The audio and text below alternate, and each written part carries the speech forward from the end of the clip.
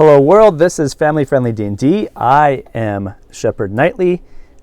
I'm going to be talking about how I have been making my own system of a tabletop role-playing game specifically designed to play with your kids, or with your students. And today specifically, we're talking about how I handle death and dying. I haven't been playing Dungeons and Dragons as long as many gamers. I didn't play in middle school or high school. I was never really in that clique. Is always another group of kids, and you know how high school is. Like, they're not in your group, you don't do it. But anyway, I got into it as an adult, and once I got into it, I got really into it, and I got my kids involved. But the version of Dungeons and Dragons, 5th edition, the starter deck, the Minds of Phandelver and all that, it was just too much for my kids, my young kids. So I really streamlined and got influenced by a lot of people. I got influenced by Dungeon World and ICRPG and Knave, Dungeon Crawl Classics, to name a few. Anyway, I got inspired by those and started making my own system. And I really had to figure out something unique to how to handle death and dying. So I'm going to discuss what I did and how I got there. Before that, though, if you are a parent, teacher, cool uncle, or anyone who wants to share this hobby of Dungeons & Dragons tabletop role-playing games with kids, go ahead and subscribe to this channel. That'd be cool. Before I get any further, I just want to say that this isn't professionally made. This is just for fun. I'm not planning on selling my design. I will share it with those who want to know it. I'm writing up currently. This is just more of me. I want to practice talking in front of a camera as more just inspiration of something I want to do because I'm a teacher, and I noticed that I really struggled giving lessons in front of the camera. So this is kind of like a side gig just to get used to it. So, hopefully I progress and get better at this, but if you're wondering why the quality isn't as good as other channels, it's because it's just not as high quality. But anyway, let's get back to it. So death and dying. When my kids were younger, I was uncomfortable with death really being a part of the story, a mechanic, especially when it was like them just being little murder hobos and killing everything, people, monsters and stuff. So what I did was, which I've talked in another video, I handle hit points. I call them hearts, and that is your level of courage and your confidence. And I say if you have a high amount of hearts, then you're expected to act courageously. Once your hearts start getting lower, I tell the person, you are down in courage. You're not bloody, you're not bleeding out, you're not getting crippled. You're losing your courage, you're losing your bravery. When you have no hearts in my game, for this is how I play with younger kids, you are not allowed to make a brave action. You're not allowed to make and be proactive in combat or to try to cast a spell.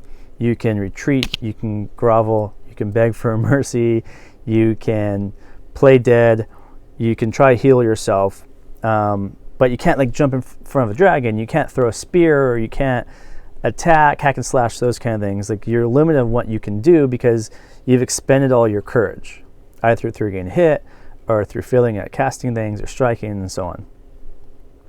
So that's what I do with the younger kids. Once my kids start getting older, things start getting knocked out.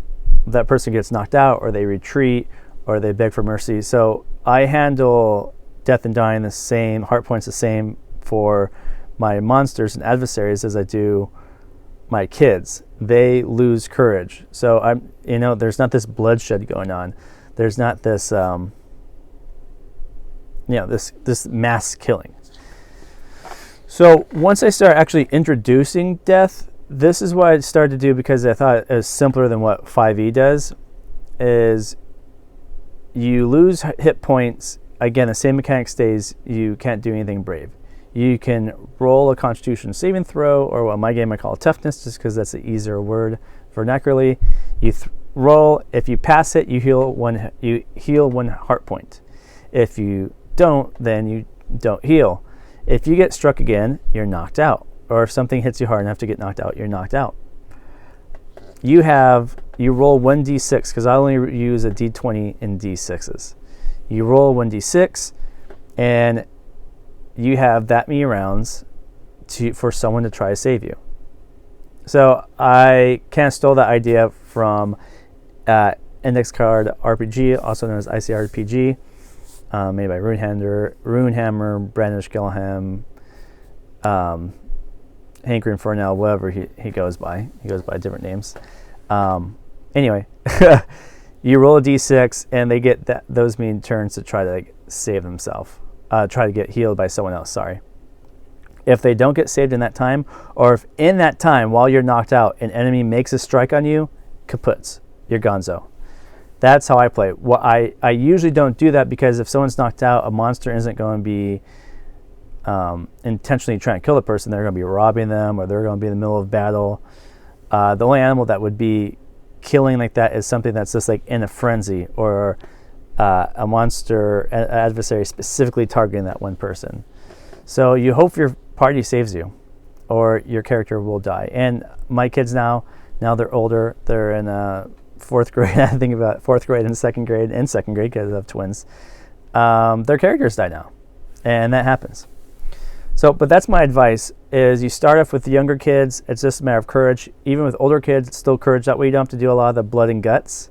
You have them face monsters and adversaries that are like avatars of the spellcaster, or they're made out of rock, or they're made out of wood, or they're undead. So it's not a human getting slashed and poked to death, or it's a construct of some sort, a chicken monster, and feathers fly out whenever it's hit. So that's what I do. And I encourage you, if you're playing with young kids, to try the same. And if you liked this video, then I suggest you go ahead and like. You can leave a comment. I will respond to it. You can email me at shepherdknightly@gmail.com. And I look forward to hearing from you. And I look forward to seeing you in the next video. And until then, fight the good fight.